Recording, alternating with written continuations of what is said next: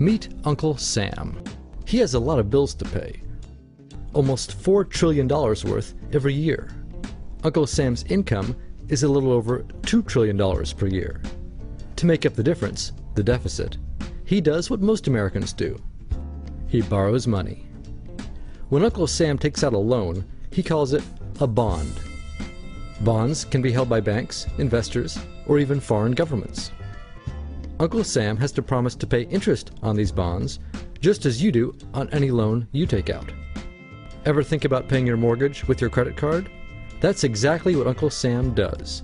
He takes out new loans, new bonds, so that he can make payments on the old ones. All those loans, and especially all that interest, adds up. Right now, Uncle Sam owes about $14 trillion.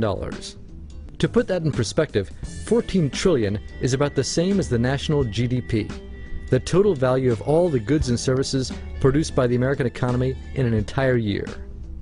It's such a huge amount of money that Uncle Sam is starting to run out of people to borrow from, and he's having trouble just paying the interest on his loans. The obvious solution would be to either cut spending or increase taxes. But if he cuts spending, the people that he's spending money on would complain that they don't have money to spend, and that he was hurting the economy. If he tried to raise taxes enough to close this gap, not only would people definitely have less money to spend, he'd probably have riots on his hands. So Uncle Sam chooses the easy way to make money. Just make it. He calls up the Federal Reserve, which is our central bank, and, like magic, dollars are created and deposited in banks all around America. The problem is that the more of something there is, the less it's worth. Same goes for the US dollar. The more dollars there are, the less each one will buy. That's why commodities like gasoline, food, and gold become more expensive when Uncle Sam does his money-making magic. The commodities aren't really worth more. Your money is just worth less. That's called inflation. Remember the foreign governments that lent money to Uncle Sam? When they lent money to the American government, something interesting happened. It made the US look richer, and their countries look poorer. When a country looks poor compared to America, $1 of our money buys a lot of their money. So they can pay their workers only a few pennies a day. With such low labor costs, they can sell their products in America for lower prices than any American manufacturer can. The easiest way for American companies to compete is to move their factories overseas and pay their workers a few pennies a day too.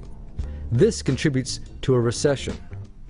Americans lose their jobs, stop paying taxes, and start collecting government benefits like Medicaid and unemployment. This means that Uncle Sam has even less income and even more expenses.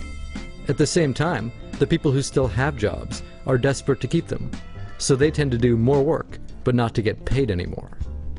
When your dollars are worth less, and you're not earning more of them, that's called stagflation. And this is why Uncle Sam is in a catch-22. He can't raise taxes or cut spending without making the recession worse. And he can't have the Federal Reserve create more money without making inflation worse. For now, he can keep borrowing money, but since he can't even pay the interest on the loans he already has, it just makes his inevitable bankruptcy even worse. Whether it's in 2 months or 2 years, the day will come when Uncle Sam can no longer pay his bills. When that happens, the banks, investors, and foreign governments who are counting on that money won't be able to pay their bills. You see, just like Uncle Sam, governments, banks, and corporations don't actually have much money. Mostly, all they have is debt to each other. If one link in the debt chain stops paying, defaults, the whole thing falls apart. If investors can't pay their bills, corporations won't be able to pay their employees. If banks can't pay their bills, you won't be able to take out a loan, use a credit card, or even withdraw your savings. If foreign governments can't pay their bills, their own banks and corporations will have the same problems. That's called a global economic collapse. It's never happened before, so nobody really knows how bad it will be, how long it will last, or even how we'll eventually get out of it. The house of cards has already been built. There's no painless way to dismantle it now. All we can do is to educate each other about what's actually going on, and to prepare for what may be very extraordinary circumstances.